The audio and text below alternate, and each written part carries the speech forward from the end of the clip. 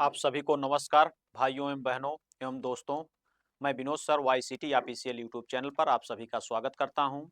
जैसा कि आप लोग स्वस्थ होंगे, मस्त होंगे और अपनी तैयारी अच्छी तरीके से कर रहे होंगे।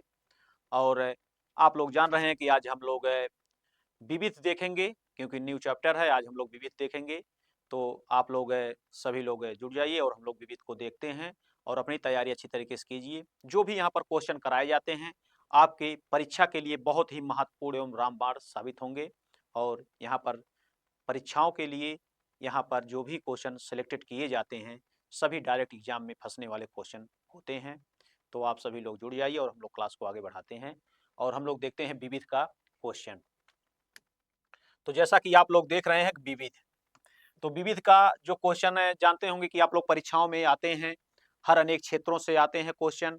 तो हम लोग इसमें विविध में आपको क्वेश्चन है अनेक क्षेत्रों से, संस्कृत से हुआ है और अदर से उससे हुआ जो भी क्वेश्चन आते हैं उसी के बारे में आप लोग को हम देखते हैं। तो जैसा कि आप लोग देख रहे हैं कि अलंकारहीन काव्य के अस्तित्व को नकारने वाला आचार्य कौन है।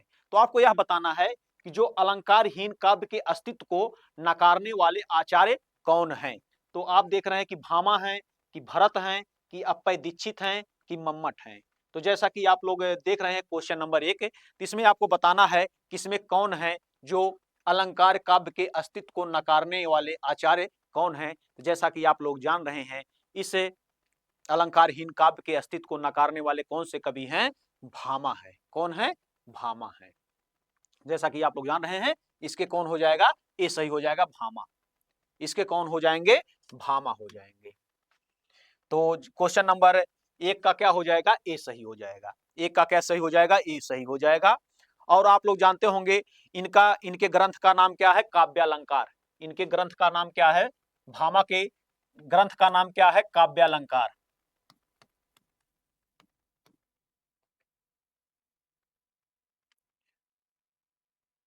काव्य अलंकार। इनके ग्रंथ का क्या नाम है? भामा के ग्रंथ का क्या नाम है? ग्रंथ का क्या नाम है? काव्य अलंकार। इनके ग्रंथ का क्या नाम है? काव्य अलंकार है। तो जैसा कि आप लोग जानते हैं इनके ग्रंथ का क्या नाम है? काव्य अलंकार है। और आचार्य भामा अलंकार संप्रदाय के प्रवर्तक हैं। अलंकार संप्रदाय के क्या है? ये प्रवर्तक हैं। यह अलंकार संप्रदाय के क्या है? प्रवर्तक हैं।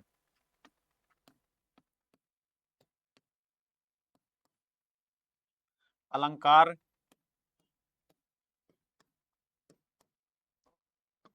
संप्रदाय के प्रवर्तक हैं।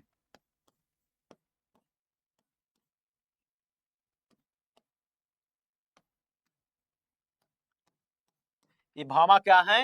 ये अलंकार संप्रदाय के क्या है? प्रवर्तक हैं। और भामा के ग्रंथ का क्या नाम है? काव्य अलंकार है। ग्रंथ का क्या नाम है? काव्य अलंकार है।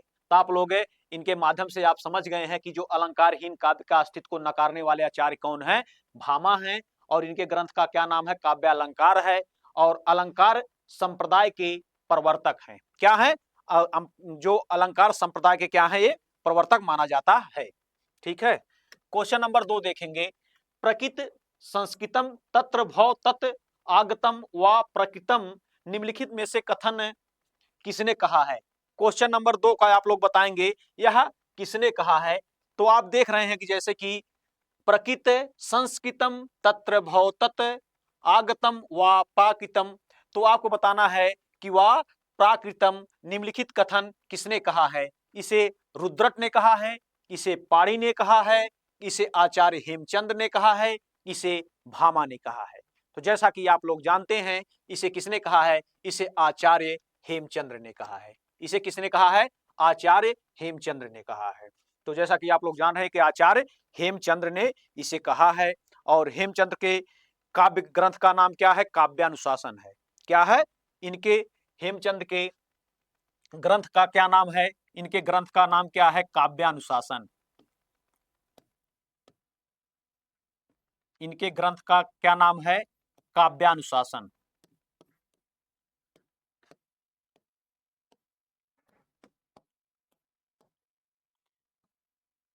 इनके ग्रंथ का क्या नाम है?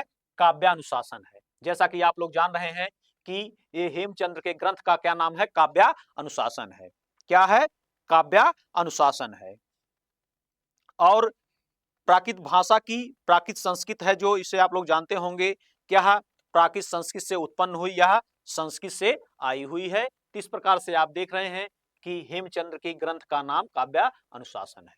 तो सभी लोग हैं, आप लोग इसको जान लेंगे। तो इस प्रकार से आप लोग जानते होंगे कि जो एक काव्य शास्त्र है, इससे भी क्वेश्चन पूछे जाते हैं। तो आप लोग इसको भी अच्छी तरीके से जान लीजिए। देखिए कि यूपी PRRB एग्जाम में 2023 असिस्टेंट ऑपरेटर एग्जाम के में पूछा गया क्वेश्चन है। क्वेश्चन नंबर 3 देखेंगे, निम्नलिखित में से किस आचार्य को ने कर्पूर मंजरी को संस्कृत के काव्य पुरुषों की तरह कठोर एवं प्राकृतिक के काव्य महिलाओं की तरह कोमल भाषा कहा है?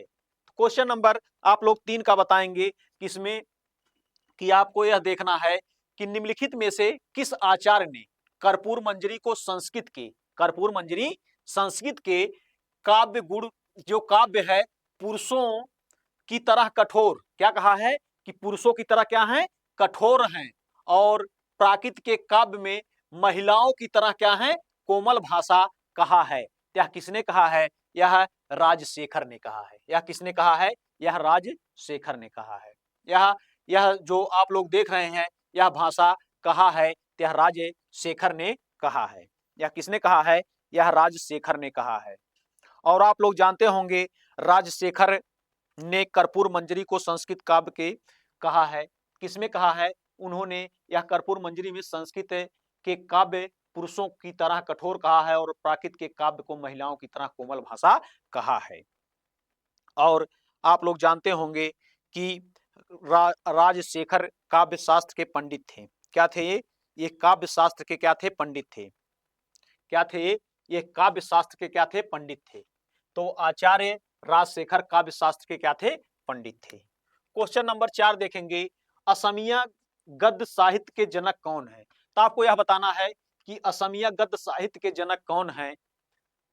भट्ट देव हैं कि हर्षदेव हैं कि बुद्ध देव हैं कि रामदेव हैं? क्वेश्चन नंबर 4 का आप लोग बताइए क्या हो जाएगा। जैसा कि आप लोग जानते हैं कि असमिया गद्य साहित्य के जनक कौन है? भट्ट देव हैं। कौन है? भट्ट देव हैं। असमिया गद्य साहित्य के जनक कौन है? भट्ट देव हैं। और आप लोग जानते होंगे कि इनका वास्तविक नाम क्या था? बैकुंठ नाथ भागवत था, भागवत भट्टाचार्य था। बैकुंठ है, नाथ है, भागवत भट्टाचार्य था। इनकी रचनाएं आप लोग जानते होंगे, प्रमुख है कथा भागवत है, कथा गीता है, और कथा रत्नावली है, और शरण मल्लिका है, और क्या है? प्रसंग माला है। इनकी किसके? भट्ट देव की है। और भट्ट देव का वास्तविक नाम आप लोग जानते होंगे, बैकुंठ भागवत क्या है? इनका वास्तविक नाम क्या है?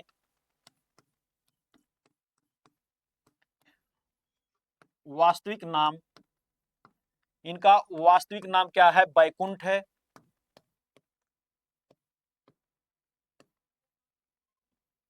बैकुंठ है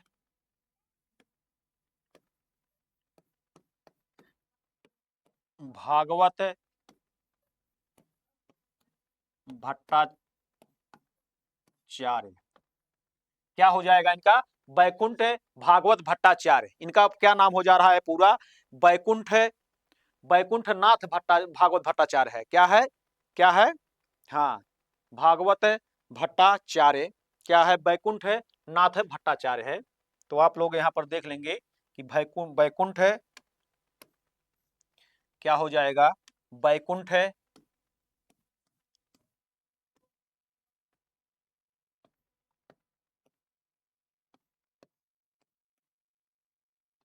हाँ बैकुंठ नाथ है, क्या हो जाएगा? भागवत भट्टाचार्य इनका वास्तविक नाम है, भट्टदेव का। तो ये असमिया गद्य साहित्य के जनक हैं। क्या हैं? असमिया गद्य साहित्य के जनक हैं। और इनकी रचनाएं आप लोग जानते होंगे, कथा भागवत है। इनकी रचनाएं क्या हो जाएगी? इनकी रचना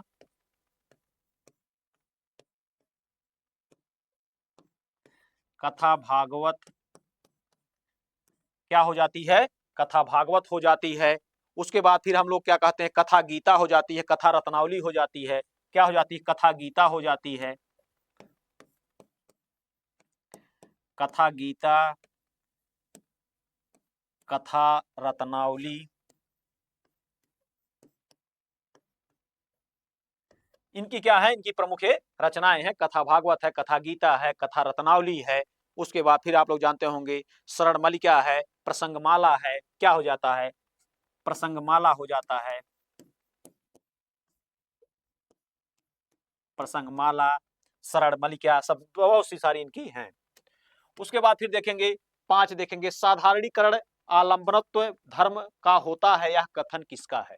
इसको क्वेश्चन नंबर आप लोग 5 का बताएंगे कि आपको 5 में यह बताना है कि साधारणीकरण आलंबनत्व धर्म का होता है, यह कथन किसका है। तो यह कथन आपको बताना है कि यह कथन किसका हो जाएगा, आचार्य रामचंद्र शुक्ल का हो जाएगा, कि डॉक्टर रामविलास शर्मा का हो जाएगा, कि परमानंद श्रीवास्तव का हो जाएगा, कि डॉक्टर नागेंद्र का हो जाएगा। तो जैसा कि आप लोग जानते हैं यह किसका हो जाएगा, आचार्य रामचंद्र शुक्ल का हो जाएगा। यह किसका हो जाएगा, आचार्य रामचंद्र शुक्ल का हो जाएगा। यह किसका हो जाएगा, आचार्य रामचंद्र शुक्ल का हो जाएगा। जैसा कि आप लोग जानते हैं कि यह किसका है, आचार्य रामचंद्र शुक्ल का है। क्वेश्चन नंबर 6 देखेंगे, इनमें से विकारी शब्द का उदाहरण कौन सा है। इसमें आपको बताना है कि इनमें से विकारी शब्द का उदाहरण कौन सा है। तो आप बताएंगे कि इसमें से विकारी शब्द का उदाहरण कौन सा है। यथा है कि याज है कि लड़का है कि परंतु है। तो आप लोग क्वेश्चन नंबर 6 का बताएंगे। तो जैसा कि आप लोग जानते हैं कि विकारी शब्द का उदाहरण कौन सा हो जाएगा, लड़का हो जाएगा। क्या हो जाएगा, लड़का हो जाएगा। क्या हो जाएगा, लड़का विकारी शब्द का क्या है, उदाहरण है, जो किसी भी भाषा को क्या करता है, सही और शुद्ध रूप में लिखने का और पढ़ने का व्याकरण सहायक लेते हैं। और विकारी शब्द वे होते हैं जिनमें किसी वाक्य में के प्रयोग में और करने पर उनके रूप बदल जाते हैं। जैसे लड़का को क्या कर देते हैं, लड़के कर देते हैं, लड़कों कर देते हैं। क्या करते हैं, लड़का को लड़के, लड़कों, क्या करते हैं, लड़का को क्या करते हैं, लड़के, लड़के, और क्या, लड़कों। इस तरीके से क्या करते हैं, हम परिवर्तन कर देते हैं। इस तरीके से हम क्या कर देते हैं, परिवर्तन कर देते हैं। तो आप देखेंगे कि इनमें से विकारी शब्द का उदाहरण कौन सा हो जाएगा, लड़का हो जाएगा। ठीक है, जिसका हम परिवर्तन कर देते हैं, लड़का, लड़के, लड़कों। उसके बाद देखेंगे चूंकि के साथ आने वाला दूसरा उपवाग, इसमें बताना कि इनमें से किससे शुरू होता है। तो आपको यह बताना है कि चूंकि है और चूंकि के साथ आने वाला दूसरा उपवाक्य इनमें से किससे शुरू होता है। तो किससे शुरू होता, प्राय से होता है, कि चूंकि प्राय होगा, कि चूंकि इसलिए होगा, चूंकि क्योंकि होगा, चूंकि जबकि होगा। तो बताइए इसमें उपवाक्य कौन सा हो जाएगा, 7 का क्वेश्चन नंबर बताइए। तो आप लोग जानते होंगे चूंकि इसलिए। तो क्या कहते हैं हम लोग कि उसका उपवाक्य क्या हो जाता है, दूसरा उपवाक्य क्या हो जाता है, चूंकि के साथ आने वाला क्या होता है, इसलिए होता है। क्या होता है, इसलिए होता है। आप लोग जानते होंगे कि चूंकि के साथ शुरू होता है, इसलिए होता है क्योंकि ऐसे शब्द दो या दो से क्या होते हैं, अधिक वाक्य या वाक्यांशों को जोड़ने के लिए काम करते हैं। इसे हम लोग संबोधक शब्द कहते हैं। इसे हम लोग क्या कहते हैं, संबोधक शब्द कहते हैं। किस प्रकार से संबोधक शब्द भी कहते हैं, क्योंकि दो शब्दों को जोड़ने के लिए यह कार्य करता है, चूंकि और इसलिए दूसरा उपवाक्य है। तो देखेंगे निम्नलिखित प्रश्न में 4 विकल्प में से उस सही विकल्प का चयन करें जो बताता है कि सत्यार्थ प्रकाश के लेखक का नाम बताना है। यह सत्यार्थ प्रकाश के लेखक का नाम क्या है, दयानंद सरस्वती है, कि अरविंद घोष है, कि भवभूति है, कि हर्षवर्धन है। क्वेश्चन नंबर 8 का आप लोग जानते होंगे, यह सत्य प्रकाश का क्या हो जाएगा, दयानंद सरस्वती का है। यह किसका है, दयानंद सरस्वती का है। आप लोग देख रहे हैं उत्तर प्रदेश कांस्टेबल परीक्षा में यह पूछा गया है। क्या है, यह इस किसका है, यह सत्याप्रकाश दयानंद सरस्वती का है। क्वेश्चन नंबर 9 देखेंगे कि प्रथम विश्व हिंदी साहित्य सम्मेलन सन में और फिर में उसके बाद दिया है आयोजित किया गया था। आप रिक्त स्थान को उचित विकल्प कीजिए। तो जैसा कि आप लोग जानते हैं कि किसमें किया गया था, सन 1975 में। कब किया गया था, सन 1975 में। और कब किया, कहां किया गया था, नागपुर में। कहां, नागपुर में आयोजित किया गया था। यह नागपुर में आयोजित किया गया था। तो आप लोग देखेंगे इसका क्या हो जाएगा, उत्तर डी हो जाएगा। इसका उत्तर क्या हो जाएगा, डी हो जाएगा। क्योंकि आप लोग जानते हैं कि यह 1975 में नागपुर में आयोजित किया गया था और यह राष्ट्र भाषा प्रचार समिति वर्धा के सहयोग से संपन्न हुआ था। यह किसके सहयोग से संपन्न हुआ था? यह राष्ट्र भाषा प्रचार समिति वर्धा के सहयोग से यह क्या हुआ था? संपन्न हुआ था। और इस सम्मेलन की अध्यक्षता किसने किया था? भारतीय प्रधानमंत्री श्रीमती इंदिरा गांधी के द्वारा इसकी अध्यक्षता की गई थी। इसकी अध्यक्षता किसके द्वारा की गई थी? भारतीय प्रधानमंत्री श्रीमती इंदिरा गांधी के द्वारा इसकी अध्यक्षता की गई थी। क्वेश्चन नंबर देखेंगे 10। मिर्जा गालिब किस शासक के दरबारी कवि थे? आपको बताना है कि मिर्जा गालिब किस दरबारी के कवि थे। बहादुर शाह जफर के थे कि अकबर के थे, शाहजहां के थे कि हुमायूं के थे? क्वेश्चन नंबर आप लोग 10 का बताएंगे, इसमें कौन सा हो जाएगा? क्वेश्चन नंबर 10 का आप लोग बताइए। तो जैसा कि आप लोग जानते हैं किसके हैं? बहादुर शाह जफर के। किसके थे वो? बहादुर शाह जफर के। तो मिर्जा गालिब किस शासक के दरबारी कवि रहे थे? यह बहादुर शाह जफर के थे। क्वेश्चन नंबर 10 का क्या हो जाएगा? बहादुर शाह जफर के कवि थे। और आप लोग जानते होंगे कि मिर्जा गालिब उर्दू फारसी भाषा के महान शायर थे। किस भाषा के थे? मिर्जा गालिब उर्दू फारसी के ये क्या थे? यह भाषा के महान शायर थे। और 1850 ईस्वी में बहादुर शाह द्वितीय के इन्हें दबीर उल मुल्क, क्या हो जाएगा? दबीर उल मुल्क और तथा नज्म उद दौल की खिताब से नवाजा था। किसके किससे नवाजा था? दबीर उल मुल्क, क्या था? दबीर उल मुल्क, क्या हो जाता है? दबीर उल्क, क्या है? दबीर उल्क क्या है? उसके बाद उल मुल्क, क्या हो जाएगा? उल मुल्क, हाँ, दबीर उल मुल्क। उसके बाद फिर क्या था? उसके बाद था नज्म उद दौला। क्या था? नज्म, क्या था? नज्म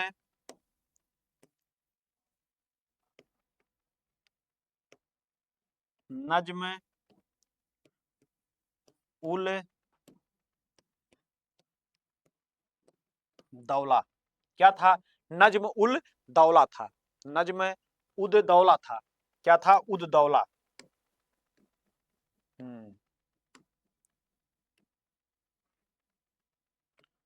नज्म उद दौला था। नज्म उद दौला था। नज्म उद दौला था से खिताब से क्या किया था? नवाजा गया था। किसे नवाजा गया था? मिर्जा गालिब को। किसे यह नवाजा गया था? यह मिर्जा गालिब को यह इतना ये खिताब इनको दिया गया था। क्या है? यह खिताब से नवाजा गया था।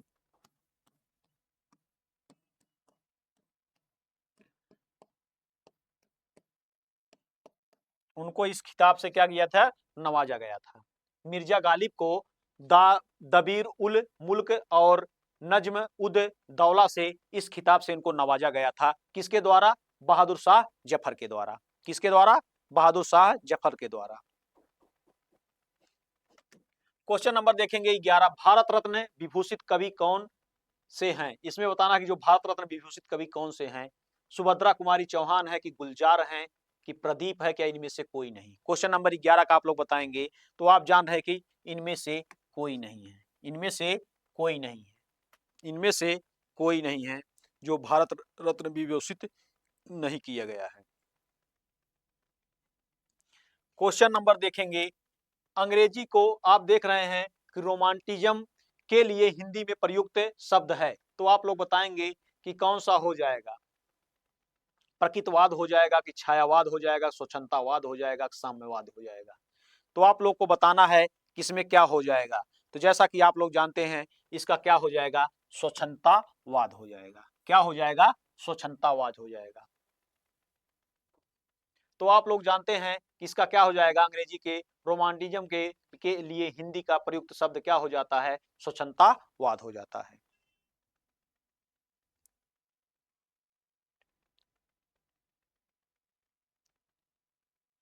स्वच्छंदतावाद हो जाएगा। ठीक। उसके बाद फिर आगे देखेंगे, चौथा विश्व हिंदी सम्मेलन किस वर्ष संपन्न हुआ? तो आपको बताना है कि जो चौथा विश्व हिंदी सम्मेलन किस वर्ष संपन्न हुआ। क्वेश्चन नंबर आप लोग 13 का बताएंगे। क्वेश्चन नंबर 13 का आप लोग बताएंगे तो जैसा कि आप लोग जानते हैं चौथा कब हुआ था? 1900 1993 में हुआ था। कब हुआ था? 1993 में हुआ था। क्योंकि पहला आप लोग जानते हैं कि कहाँ हुआ था, या 1993 में कहाँ हुआ था? पोर्ट लुई मॉरिशस में हुआ था। कहाँ हुआ था? यह port Louis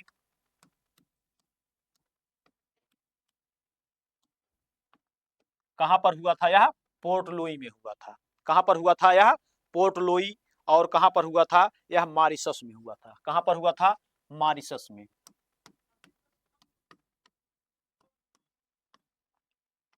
port Louis Mauritius में यह हुआ था चौथा। हाँ सभी लोग है। ठीक ठीक। हाँ हाँ। क्वेश्चन नंबर देखेंगे 14, विखंडनवाद का सिद्धांत निम्न में से किसने दिया था? तो आपको बताना है कि विखंडनवाद का सिद्धांत है या किसने दिया था। तो जैसा कि आप लोग जानते हैं किसने दिया था? देरिदा ने दिया था। कि क्या किसने दिया था? देरिदा ने दिया था। विखंडनवाद का सिद्धांत किसने दिया था? देरिदा ने दिया था। देखो यूपीएसआई आप देख रहे हैं कि 2021 में यह पूछा गया था। तो विखंडनवाद का सिद्धांत किसने दिया था? देरिदा ने दिया था। क्योंकि आप लोग जानते होंगे कि यह देरिदा क्या है? फ्रांसीसी दार्शनिक हैं। या क्या थे?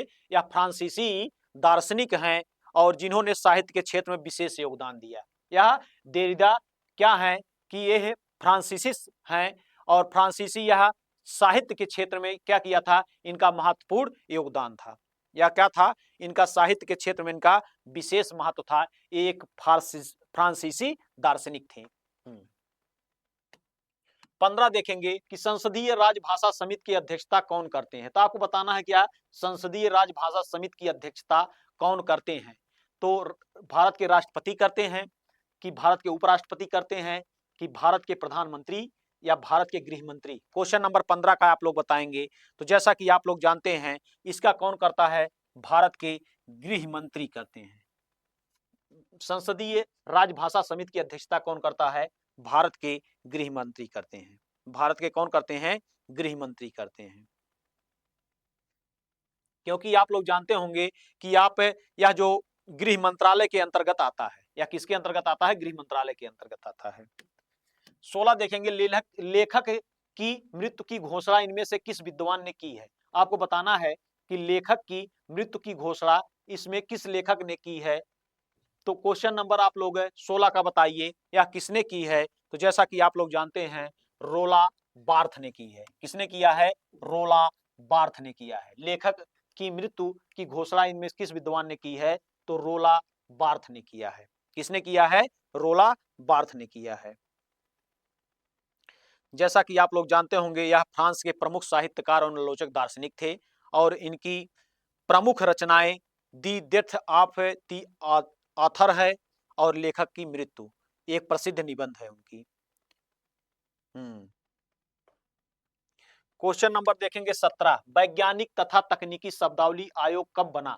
तो आप लोग को बताना है कि यह वैज्ञानिक तथा तकनीकी शब्दावली आयोग कब बना। यह कब बना था? 1961 में बना था। कब बना था? यह 1961 में बना था। कब बना था? यह 1961 में बना था। ये भारत सरकार ने इसे कब बनाया था? 1 अक्टूबर 1961 में। और आप लोग जानते होंगे कि यह 1 अक्टूबर 1961 में बनाया गया था और इसके डॉक्टर डी.एस. कोठारी के द्वारा अध्यक्षता उनके हुई थी और यह तकनीकी शब्दावली का आयोग का गठन किया गया था। ठीक है। क्वेश्चन नंबर 18 देखें, 9वां विश्व हिंदी सम्मेलन कहाँ संपन्न हुआ। तो आपको बताना है कि यह 9वां विश्व हिंदी सम्मेलन कहाँ संपन्न हुआ था। तो आप लोग बताएंगे कि 9वां विश्व हिंदी सम्मेलन कहाँ पर हुआ था। क्वेश्चन नंबर आप लोग बताएंगे। तो जैसा कि आप लोग जानते होंगे कि यह जोहान्सबर्ग दक्षिण अफ्रीका में हुआ था। कहाँ पर हुआ था 9वां? यह जोहान्सबर्ग दक्षिण अफ्रीका में हुआ था। कहाँ हुआ था? जोहान्सबर्ग दक्षिण अफ्रीका में हुआ था। और आप लोग जानते होंगे नई दिल्ली में कहाँ हुआ था। नई दिल्ली में एक तीसरा हुआ था और पोर्ट लुई में यह चौथा हुआ था। पोर्ट लुई मॉरिशस में चौथा हुआ था। और आप देख रहे हैं पोर्ट ऑफ स्पेन में कब हुआ था? पांचवा हुआ था। यहाँ पर कब हुआ था? ये यहाँ पर पांचवा हुआ था और यहाँ पर तीसरा हुआ था। तीसरा हुआ था और यहाँ पर चौथा हुआ था। इस तरीके से आप लोग देख लेंगे कि पोर्ट लुई ऑफ स्पेन त्रिनाद का 5वां हुआ था, नई दिल्ली में 3रा हुआ था, पोर्ट लुई मॉरिशस में 4था हुआ था, भी आप लोग को क्वेश्चन आया था। क्वेश्चन नंबर देखेंगे, तीसरा विश्व हिंदी सम्मेलन में से किस स्थान पर हुआ था? तभी आप लोग को वहां बताया गया, यह क्या है? नई दिल्ली में है। कहां पर है? नई दिल्ली में है। क्योंकि आप लोग जान रहे हैं यह कब हुआ था? 1983 में संपन्न हुआ था। कब हुआ था? 1983 में यह दिल्ली में क्या हुआ था? संपन्न हुआ था। हिंदी के विकास के लिए प्रधानमंत्री की अध्यक्षता में गठित सर्वोच्च समिति कौन सी थी? आपको बताइए इसमें सर्वोच्च समिति कौन सी थी? क्वेश्चन नंबर आप लोग 20 का बताएंगे कि कौन सा था इसमें। क्वेश्चन नंबर 20 का आप लोग बताएंगे कौन था? तो यहाँ पर केंद्रीय हिंदी समिति था। कौन था? केंद्रीय हिंदी समिति था, जो हिंदी के विकास के लिए प्रधानमंत्री की अध्यक्षता में गठित सर्वोच्च समिति कौन सी थी? तो केंद्रीय हिंदी समिति थी। क्वेश्चन नंबर 20 का क्या हो जाएगा? क्वेश्चन नंबर 20 का क्या हो जाएगा? सी हो जाएगा।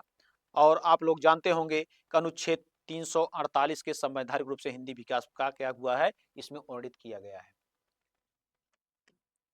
21 देखेंगे, बेगमपुरा की अवधारणा को इनमें से किस कवि ने प्रस्तुत किया है? तो आप बताएंगे कि यह बेगमपुरा की अवधारणा को इनमें से किस कवि ने प्रस्तुत किया है? क्वेश्चन नंबर आप लोग 21 का बताएंगे। तो जैसा कि आप लोग जान रहे हैं, रविदास ने। किसने? रविदास ने। यह बेगमपुरा की अवधारणा किसने किया है? रविदास ने किया है, जिसे हम लोग राजनीतिक, आर्थिक और सामाजिक अवधारणा है। यह एक राजनीतिक और आर्थिक अवधारणा है। और संत रविदास ने बेगमपुरा शहर का एक दुख विहीन समाज की कल्पना की है, जिसमें ऊंच नीच और अमीर और गरीब की छुआछूत भेद नहीं है। इसमें छुआछूत की भेद नहीं है। 11वां विश्व हिंदी सम्मेलन कहाँ संपन्न हुआ? तो आप लोग को बतावा है कि 11वां कहाँ पर हुआ था? तो जैसा कि आप लोग जानते हैं, पोर्ट लुई मॉरिशस में भी 11वां हुआ था। कहाँ हुआ था? पोर्ट लुई मॉरिशस में 11वां हुआ था। क्वेश्चन नंबर 23 देखेंगे कि 5वां विश्व हिंदी सम्मेलन किस वर्ष संपन्न हुआ था? तो आपको बताना है कि यह 5वां विश्व हिंदी सम्मेलन किस वर्ष संपन्न हुआ था। क्वेश्चन नंबर 23 है, आप लोग बताएंगे। तो जैसा कि आप लोग जानते हैं कि 5वां कब हुआ था? 1996 में हुआ था। कब हुआ था? 1996 में हुआ था। और आप लोग जानते होंगे यह त्रिनाद के टोबैको में हुआ था, जैसा कि आप लोग कभी इसके पहले क्वेश्चन आप लोग को आया था। दक्षिण भारत हिंदी प्रचार सभा का मुख्यालय किस शहर में है? तो यह दक्षिण भारत हिंदी प्रचार सभा का मुख्यालय किस शहर में है? क्वेश्चन नंबर 24 का आप लोग बताएंगे। तो जैसा कि आप लोग जानते हैं, कहां पर है? यह चेन्नई में है। यह कहां पर है? चेन्नई में है।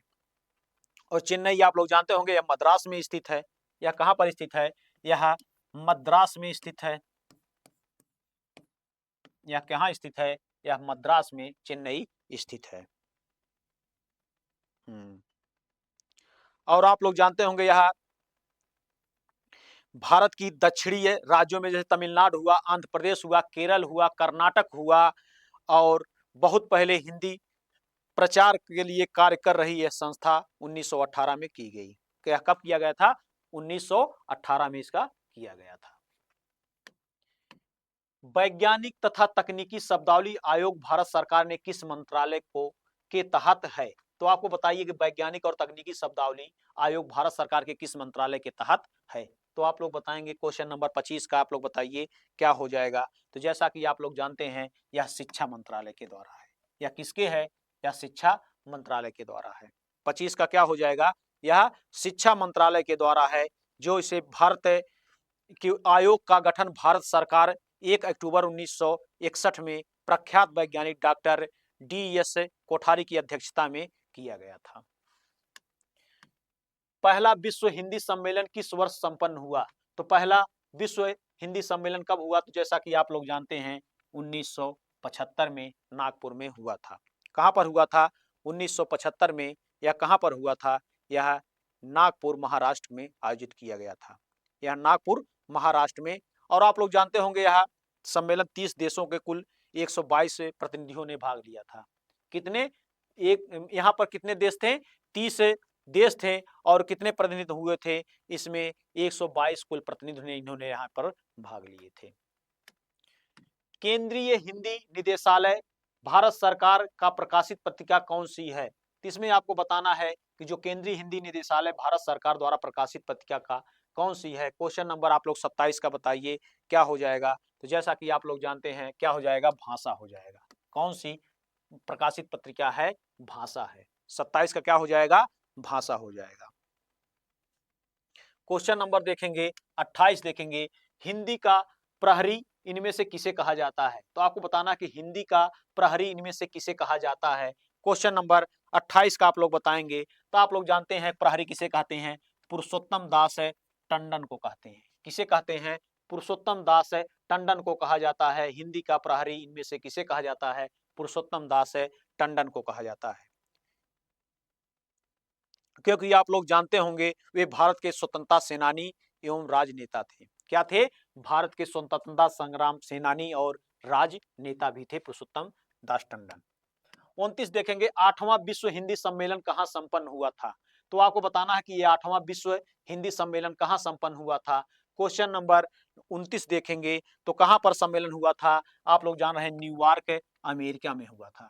कहाँ हुआ था? न्यूयॉर्क अमेरिका में हुआ था। और यह सम्मेलन कब हुआ था? 2007 में हुआ था। कब हुआ था? 2007 में यह सम्मेलन हुआ था।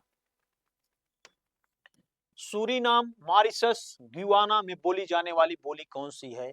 तो जैसा कि आप लोग जानते होंगे वहां पर अधिकतर भोजपुरियां बोली जाती हैं। क्या बोली जाती हैं? भोजपुरी। क्या बोली जाती है? भोजपुरी बोली जाती है। सूरीनाम, मॉरिशस, गुयाना में बोली जाने वाली बोलियां कौन सी है? भोजपुरी है। कौन है? यह भोजपुरी है। क्योंकि आप लोग जानते होंगे यह मागधी अपभ्रंश के अंतर्गत आती है। किसके अंतर्गत? मागधी।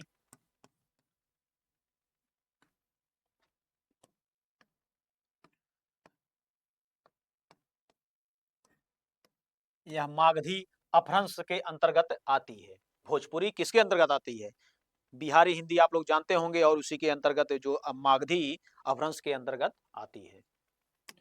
31 देखेंगे, विश्व हिंदी सचिवालय कहाँ है? आपको बताना है कि विश्व हिंदी सचिवालय कहाँ है। क्वेश्चन नंबर आप लोग 31 का बताएंगे कि विश्व हिंदी सचिवालय कहाँ पर है। तो जैसा कि आप लोग जानते हैं कहाँ पर है? मॉरिशस में है। कहाँ पर है? मॉरिशस में है। विश्व हिंदी सचिवालय कहाँ पर है? मॉरिशस में है। ये 11वें विश्व हिंदी सम्मेलन में आयोजित मॉरिशस को किया गया था। जब 11वें विश्व हिंदी सम्मेलन की हुआ था तो उसी के समय यह मॉरिशस को किया गया था कि हिंदी विश्व सचिवालय कहा गया मॉरिशस में है। पहला विश्व हिंदी सम्मेलन कहाँ संपन्न हुआ? तभी इसको आप लोग आया था क्वेश्चन, तो ज्यादा इसमें समय देने की जरूरत नहीं है। क्वेश्चन नंबर 33 देखेंगे। क्वेश्चन नंबर 33 देखेंगे। क्वेश्चन नंबर 33 देखेंगे, नागरी लिपि के में किए गए सुधारों में पंचमाक्षर के बदले अनुस्वार के प्रयोग का सुझाव इनमें से किसने दिया था?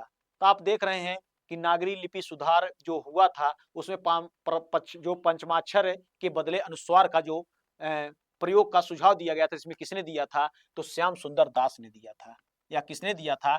या श्याम सुंदर दास ने दिया था। किसने दिया था? श्याम सुंदर दास ने दिया था। उसके बाद क्वेश्चन नंबर देखेंगे 34, नई समीक्षा शब्द का सर्वप्रथम प्रयोग किस विद्वान ने किया था? तो आपको बताना है कि जो नई समीक्षा शब्द का सर्वप्रथम प्रयोग किस विद्वान ने किया था।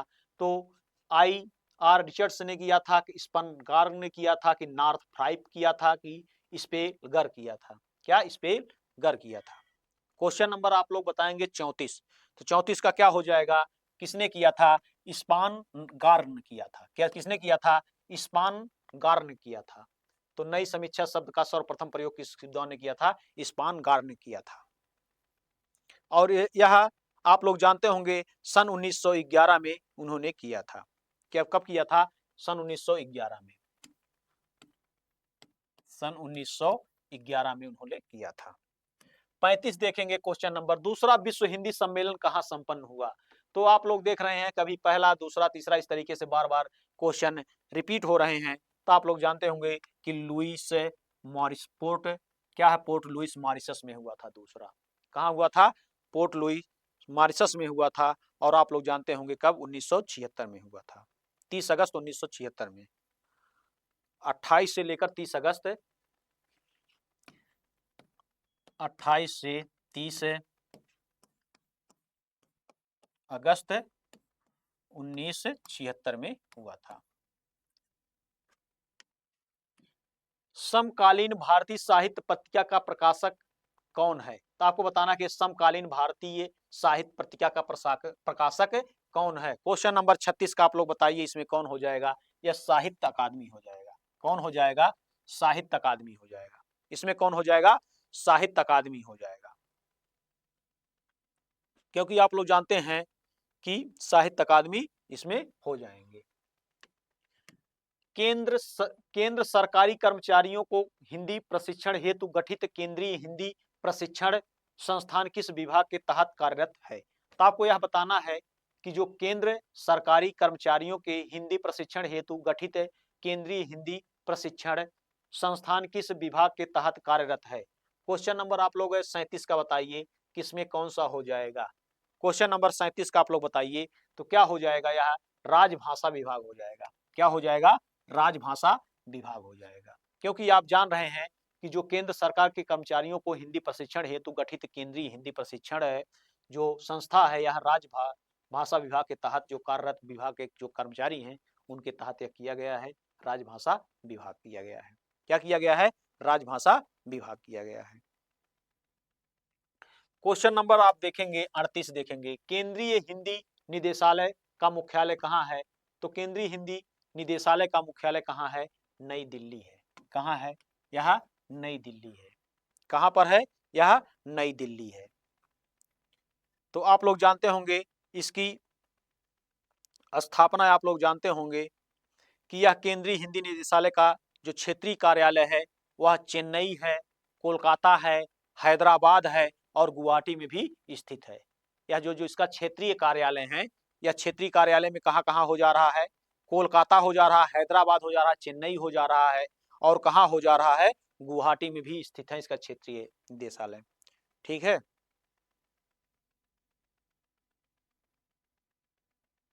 तो आप लोग इसकी स्थापना 1 मार्च 1960 को हुआ था। स्थापना इसकी कब हुआ था? 1 मार्च 1960। इसकी स्थापना कब किया गया था? 1 मार्च 1960 को किया गया था। 39 देखेंगे, राजभाषा प्रगामी प्रयोग की समीक्षार्थ गठित संसदीय राजभाषा समिति की अध्यक्षता कौन करते हैं? क्वेश्चन नंबर 39 का आप लोग बताइए, किसमें इसमें कौन करते हैं? क्वेश्चन नंबर 39 का आप लोग बताएंगे, इसमें कौन करते हैं? भारत के गृह मंत्री। कौन करते हैं? भारत के गृह मंत्री करते हैं। भारत के गृह मंत्री करते हैं। खड़ग विलास प्रेस इनमें से किस स्थान से संबंधित है? तो आपको बताना है खड़ग विलास प्रेस इनमें से किस स्थान से संबंधित है? दिल्ली से है, वाराणसी से है कि प्रयागराज या इलाहाबाद या पटना से है? क्वेश्चन नंबर 40 का आप लोग बताएंगे, तो जैसा कि आप लोग जानते हैं यह कहां से है? पटना से है। यह कहां से है? यह पटना से है। यह आप लोग जानते होंगे यह कहां से है? पटना से है। और आप लोग इसको जानेंगे कि यह कहां से हो जाता है? यह पटना से हो जाता है। यह कहां से हो जाएगा? यह पटना से हो जाएगा। क्वेश्चन नंबर आप लोग देखेंगे 41 देखेंगे, भारतीय भाषा परिषद कहाँ पर स्थित है? तो आपको यह बताना है कि जो भारतीय भाषा परिषद कहाँ पर स्थित है, तो कोलकाता है कि वाराणसी है कि नई दिल्ली है कि मैसूर है? क्वेश्चन नंबर 41 आप लोग को बताना है, तो यह भारतीय भाषा परिषद कहाँ पर हो जाती है? यह कोलकाता हो जाती है। कहाँ हो जाती है? कोलकाता हो जाती है।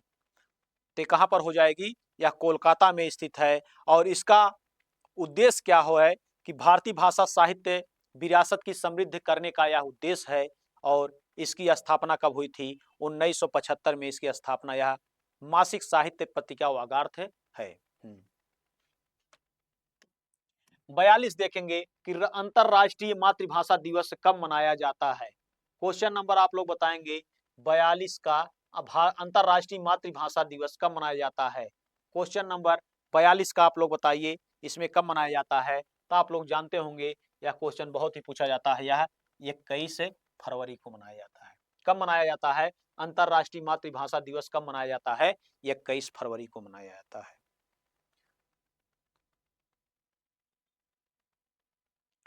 क्वेश्चन नंबर आप लोग देखेंगे 43 है। भारत में हिंदी के विकास के लिए गठित केंद्रीय हिंदी समिति की अध्यक्षता कौन करते हैं? तो भारत में हिंदी के विकास के लिए गठित केंद्रीय हिंदी समिति की अध्यक्षता इसमें कौन करते हैं? क्वेश्चन नंबर 43 का आप लोग बताएंगे, तभी आप लोग को बताया गया कि इसमें कौन हो जाएंगे, भारत के प्रधानमंत्री हो जाते हैं। कि भारत के जो हिंदी के विकास के लिए गठित केंद्रीय हिंदी समिति की अध्यक्षता कौन करता है? भारत के प्रधानमंत्री करते हैं। कौन करते हैं? भारत के प्रधानमंत्री करते हैं। क्वेश्चन नंबर 44 देखेंगे, हिंदी अनुवादकों हिंदी अधिकारियों की प्रशिक्षित करने तथा सरकारी दस्तावेजों को अनुवादक कार्य के संलग्न केंद्रीय अनुवाद ब्यूरो किस विभाग के तहत कार्य करता है? क्वेश्चन नंबर 44 का आप लोग बताएंगे, क्या किसके तहत करता है कार्य? राजभाषा विभाग के तहत। किसके तहत करता है? यह राजभाषा विभाग के तहत कार्य करता है। किसके तहत करता है? राजभाषा विभाग के तहत कहता है, और इसकी स्थापना जून 1975 ईस्वी में की गई। राष्ट्रीय अनुवाद मिशन कहां पर स्थित है? तो आपको बताना है कि यह जो राष्ट्रीय अनुवाद मिशन कहां पर स्थित है, या कहां पर है? दिल्ली में है कि कोलकाता में है कि वाराणसी में है कि मैसूर में है? तो जैसा कि आप लोग जानते हैं यह कहां पर है, यह मैसूर में है। यह कहां पर है? यह मैसूर में है। 45 का क्या हो जाएगा? यह मैसूर हो जाएगा। क्वेश्चन नंबर 46 देखेंगे कि भारत सरकार के गृह मंत्रालय के तहत कौन सा विभाग है? तो आप लोग जानते होंगे कि राजभाषा विभाग है। क्या है? राजभाषा विभाग है। भारत सरकार के गृह मंत्रालय के तहत कौन सा विभाग है? राजभाषा विभाग है। क्वेश्चन नंबर 47 देखेंगे, तीसरा विश्व हिंदी सम्मेलन किस वर्ष संपन्न हुआ? तो आप लोग जैसा कि जान रहे हैं कि तीसरा विश्व हिंदी सम्मेलन कहां पर शुरू हुआ था? तो यह 1983 में शुरू हुआ था। किस वर्ष शुरू हुआ था? 1983 में शुरू हुआ था। और आप लोग जानते हैं यह नई दिल्ली, भारत में ही। कहां पर? नई दिल्ली,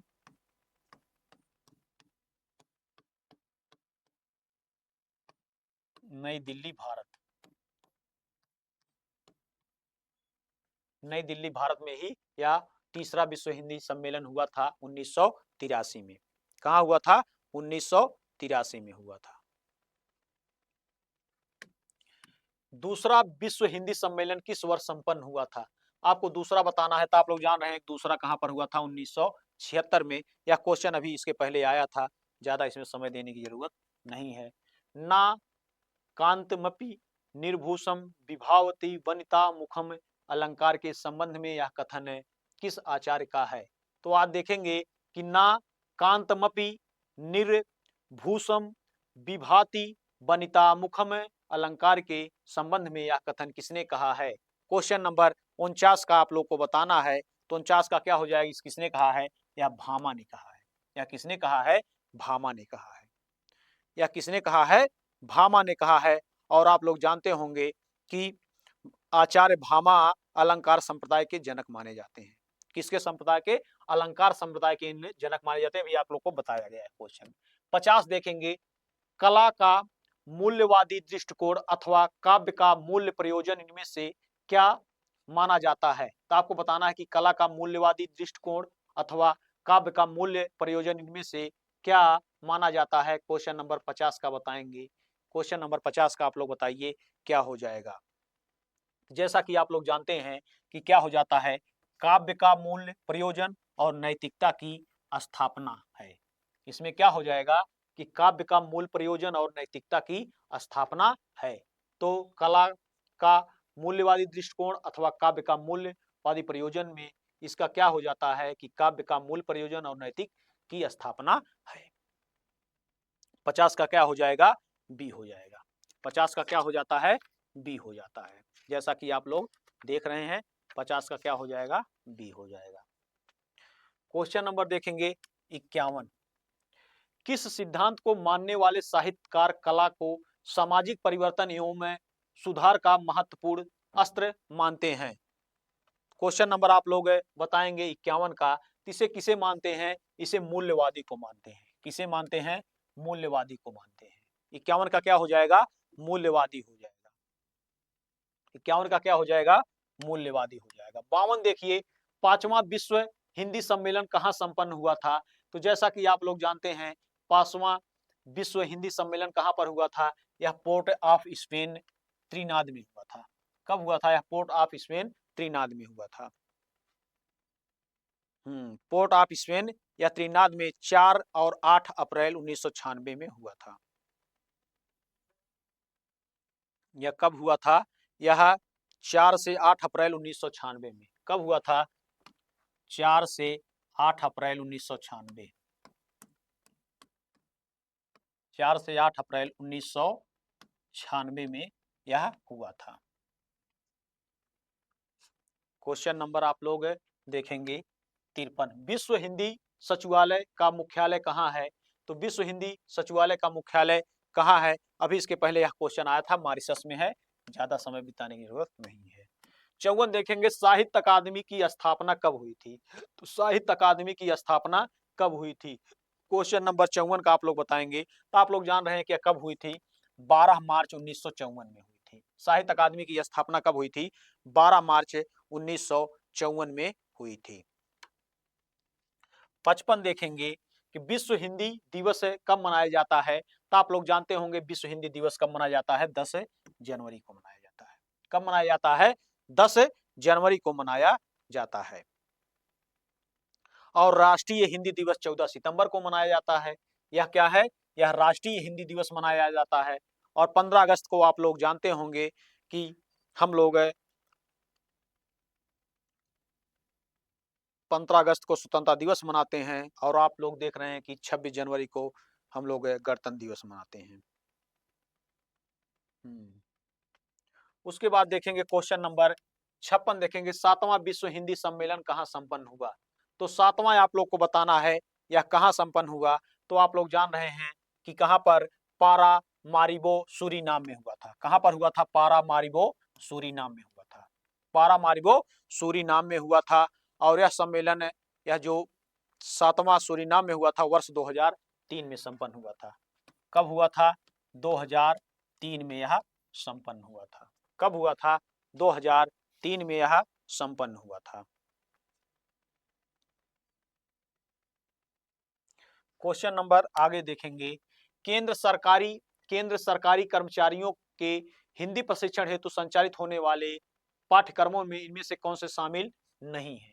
इसमें कौन सा शामिल नहीं है? क्वेश्चन नंबर 57 का आप लोग बताएंगे। कौन सा शामिल नहीं है? निष्णात नहीं है। क्या है?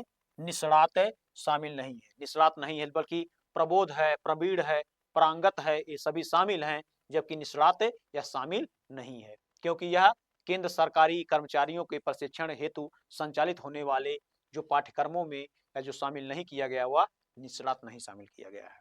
निष्णात शामिल नहीं किया गया है। क्वेश्चन नंबर 58 देखेंगे, केंद्रीय हिंदी संस्थान का मुख्यालय कहाँ है? तो यह जान रहे हैं आगरा है। कहाँ है? आगरा है। आप लोग थोड़ा सा यह ध्यान देंगे, अगर केंद्रीय हिंदी निदेशालय पूछा है, उसका मुख्यालय निदेशालय अगर लगा दिया तो नई दिल्ली हो जाएगा, और अगर संस्थान पूछा है तो आगरा हो जाएगा। इतना ध्यान देंगे, क्योंकि क्वेश्चन क्या करता है, एग्जामिनर भ्रमित करने के लिए, आप लोग को गलतियां करवाने के लिए ऐसा करता है। तो अगर केंद्रीय हिंदी संस्थान का मुख्यालय पूछेगा तो आप लोग आगरा बताएंगे। यदि अगर निदेशालय पूछेगा तो आप लोग नई दिल्ली बताएंगे। अगर यहाँ पर निदेशालय लिख दिया तो नई दिल्ली हो जाएगा, और संस्थान लिख दिया तो आगरा हो जाएगा। ठीक है, तो क्वेश्चन नंबर 58 का क्या हो जाएगा? आगरा हो जाएगा। और इसका स्थापना आप लोग जानते होंगे क्या? 1961 में की गई थी। कब किया गया था? 1961 में किया गया था। 1961 में यह किया गया था। भारत का प्रथम समाचार पत्र किस भाषा में प्रकाशित हुआ? तो भारत का जो प्रथम समाचार पत्र है किस भाषा में प्रकाशित हुआ? क्वेश्चन नंबर 59 का आप लोग बताएंगे। तो जान रहे हैं किसमें हुआ था प्रकाशित? अंग्रेजी में हुआ था। किसमें हुआ था? अंग्रेजी में हुआ था। किसमें हुआ था? अंग्रेजी में हुआ था। और आप लोग जानते होंगे कि इसका पत्र को निकालने का श्रेय किसका है? कि जेम्स अगस्टस का है, और हिक्की को जाता है। अगस्टस हिक्की को जाता है, जिसने बंगाल गजट नाम से सन 1780 में जो भारतीय समाचार पत्र का प्रकाशन हुआ था। क्या था? बंगाल गजट 1780। क्या था? बंगाल, क्या था? बंगाल गजट। कब था? ये 1780 में। कब था? या 1780 में था। बंगाल गजट 1780 में प्रकाशित हुआ था और इसका किसका श्रेय जाता है? जेम्स ऑगस्ट हिक्की को जाता है। किसको जाता है? जेम्स ऑगस्ट हिक्की को जाता है। संत सीगा की भाषा क्या थी? आपको बताना है संग जो सीगा की भाषा क्या थी? संत सीगा की भाषा क्या थी? क्वेश्चन नंबर आप लोग 60 का बताएंगे। तो क्या थी? संग सीगा की निमाड़ी थी। क्या थी? निमाड़ी थी भाषा। उनकी क्या थी? निमाड़ी थी। संत सीगा की भाषा क्या थी? निमाड़ी थी। जैसा कि आप लोग जानते हैं कि संत सीगा की भाषा निमाड़ी थी और निमाड़ी मध्य प्रदेश के निमाड़ क्षेत्र में बोली जाती है। और निमाड़ी बोली जाने वाली जिला आप लोग जानते होंगे, बड़वानी, खांडवा और पूर्वी निमाड़ इसके क्या हैं? प्रमुख हैं। इसके क्या हैं? प्रमुख हैं। क्वेश्चन नंबर आप लोग देखेंगे 61। क्वेश्चन नंबर आप लोग देखेंगे 61 देखेंगे। चौथा विश्व हिंदी सम्मेलन कहाँ संपन्न हुआ?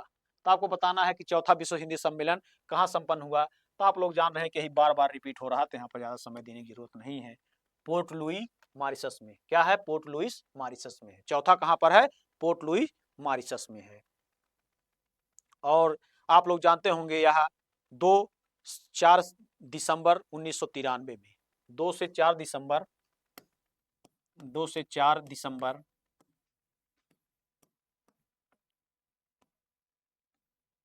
1993 में। यह कब हुआ था? 2 से 4 दिसंबर 1993 में। केंद्रीय हिंदी प्रशिक्षण संस्थान किस विभाग के तहत कार्य करता है? आप लोग को यह बताना है कि केंद्रीय हिंदी प्रशिक्षण संस्थान किस विभाग के तहत कार्य करता है। राजभाषा विभाग के तहत करता है कि उच्चतर शिक्षा विभाग के तहत करता है कि विधायी विभाग के तहत कि साहित्य अकादमी के तहत? क्वेश्चन नंबर आप लोग 62 का बता दीजिए, किसके तहत करता है? यह राजभाषा के तहत करता है। किसके तहत करता है? यह राजभाषा विभाग के तहत करता है। क्वेश्चन नंबर 62 का आप लोग जान रहे हैं, यह किसके तहत करता है? यह राजभाषा के तहत कार्य करता है। क्वेश्चन नंबर देखेंगे 63। खुदा बख्श पुस्तकालय कहाँ स्थित है? तो आप देख रहे हैं कि खुदा बख्श पुस्तकालय कहाँ पर स्थित है। यहाँ जयपुर में है कि अलीगढ़ में है कि पटना है कि आगरा है? जैसा कि आप लोग जानते हैं खुदा बख्श कहाँ पर है? मुख्यालय पुस्तकालय कहाँ पर है? पटना में है। खुदा बख्श पुस्तकालय कहाँ पर है? पटना में है। कहाँ पर है? पटना में स्थित है। और यह भारत के राष्ट्रीय पुस्तकालय में से एक है और सन 1891 में खान बहादुर खुदा बख्श के द्वारा बिहार राज्य पटना की जनता के लिए खोला गया था। कब खोला गया था? 1891 में। 1891 में यह खोला गया था। खुदा बख्श पुस्तकालय यह खोला गया था, क्योंकि यह वर्तमान में यह संस्कृत मंत्रालय भारत सरकार के तहत स्वायत्त संगठन है। क्वेश्चन नंबर देखेंगे 64। साधारणीकरण की व्याख्या में मधुमति की भूमिका की परिकल्पना किस विद्वान ने की है? तो आपको बताना है कि साधारणीकरण की व्याख्या में मधुमति की भूमिका की परिकल्पना किस विद्वान की है? तो जैसा कि आप लोग जान रहे हैं कि भागीरथ मिश्र ने की है कि श्याम सुंदर दास ने की है कि रामचंद्र शुक्ल ने की है कि राममूर्ति त्रिपाठी ने की है? क्वेश्चन नंबर 64 का आप लोग बताइए क्या हो जाएगा? यहाँ पर क्या हो जाएगा? श्याम सुंदर दास ने की है। किसने की है? श्याम सुंदर दास ने की है। क्वेश्चन नंबर 65 देखेंगे। क्वेश्चन नंबर 65 देखेंगे। भारतीय संविधान के अनुसार हिंदी के साथ साथ अंग्रेजी का प्रयोग कितने वर्षों तक करने का सुझाव दिया गया? तो जैसा कि आप लोग जानते हैं कि भारतीय संविधान के अनुसार हिंदी के साथ साथ अंग्रेजी का प्रयोग कितने वर्षों का सुझाव दिया गया था? यह 15 वर्षों तक दिया गया था। कब तक दिया था? यह 15 वर्षों तक सुझाव दिया गया था। क्वेश्चन नंबर 65 का देखेंगे, यह कितने वर्षों तक दिया गया था? यह 15 वर्षों तक किया गया था, जो भारतीय संविधान के अनुच्छेद 343(1) के अनुसार किया गया था। और भारतीय संघ राजभाषा की हिंदी एवं देवनागरी है। क्वेश्चन नंबर देखेंगे 66। छठवां विश्व हिंदी सम्मेलन कहाँ संपन्न हुआ? तो छठवां विश्व हिंदी सम्मेलन कहाँ संपन्न हुआ? तो आप लोग जानते होंगे कहाँ संपन्न हुआ। यह लंदन ब्रिटेन में संपन्न हुआ था। कहाँ हुआ था? लंदन ब्रिटेन में संपन्न हुआ था।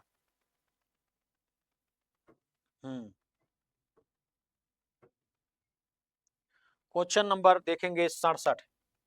क्वेश्चन नंबर 67 देखें, भारत में भाषा के आधार पर सर्वप्रथम किस राज्य का गठन हुआ था? तो आप लोग जान रहे हैं कि भाषा के आधार पर सर्वप्रथम कौन सा राज्य था? तो आप लोग जान रहे हैं इसको कि यह आंध्र प्रदेश था। कौन था? यह आंध्र प्रदेश था, जो भाषा के आधार पर सर्वप्रथम राज्य का जो गठन हुआ था वह आंध्र प्रदेश का हुआ था। किसका हुआ था? आंध्र प्रदेश का हुआ था। वो आप लोग जानते होंगे कि यह राज्य का गठन अक्टूबर 1953 में किया गया था। कब किया गया था? 1953 में, अक्टूबर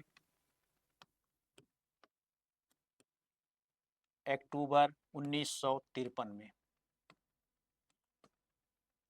कब किया गया था? अक्टूबर 1953 में यह किया गया था। कब किया गया था? 1953 में किया गया था। और दिसंबर 1953 में राज्य पुनर्आयोग की नियुक्ति की गई और जिसमें फजल अली थे। इसकी अध्यक्षता किसने की थी? फजल अली ने की थी। और दो अन्य भी सदस्य थे, एम पाड़िकर और तथा हृदय नाथ कुंजरू थे। इसके क्या थे? दो भी अध्यक्ष और थे।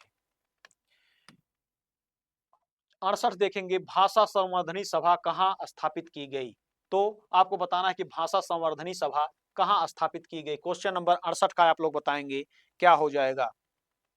भाषा संवर्धनी कहाँ की गई थी? यह अलीगढ़ में की गई थी। कहाँ की गई थी? यह अलीगढ़ में की गई थी। भाषा संवर्धनी सभा कहाँ स्थापित की गई थी? अलीगढ़ में की गई थी। क्वेश्चन नंबर 68 का क्या हो जाएगा?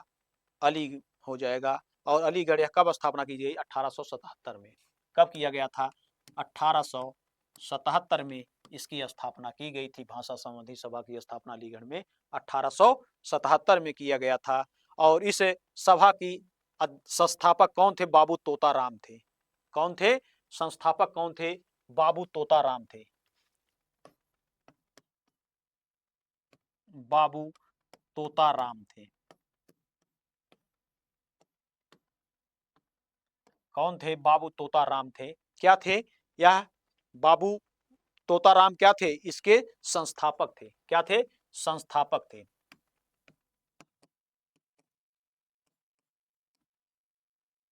इसके संस्थापक कौन थे? बाबू तोताराम थे। इसके संस्थापक तोताराम थे। और अलीगढ़ प्रेस से कौन सा भारत बंधु नामक पत्र निकलते थे? इस प्रेस से क्या निकलता था? भारत बंधु। इसे से क्या निकलता था? भारत बंधु पत्र निकलते थे। भारत बंधु यहां से पत्र निकलते थे। इस प्रेस से क्या निकलते थे? भारत बंधु पत्र निकलते थे। प्रेस से क्या निकलता था? भारत बंधु नामक पत्र निकलते थे। 69 देखेंगे, हिंदुस्तानी भाषा के रूप में क्या है? तो आपको बताना कि हिंदुस्तानी भाषा का रूप क्या है। तो इसमें बताइए कि जो हिंदुस्तानी भाषा का रूप क्या है। यह दक्षिणी हिंदी है कि संस्कृत निष्ठ हिंद है कि ब्रज अवधि का मिश्रित रूप है कि हिंदी उर्दू का मिश्रित है। जैसा कि आप लोग क्वेश्चन में आप लोग को यहाँ पूछा गया था और आप लोग को इसमें अभी इसके पहले क्वेश्चन है, कल आप लोग को शायद पढ़ाया गया था। तो आप लोग इसमें बताएंगे क्या हो जाता है, या हिंदी और उर्दू का क्या होता है? मिश्रित रूप होता है। क्या होता है इसमें? हिंदी और उर्दू का मिश्रित रूप होता है, जो हिंदुस्तानी भाषा का स्वरूप है। तो क्या हो जाएगा? क्वेश्चन नंबर क्या हो जाएगा इसमें? डी हो जाएगा।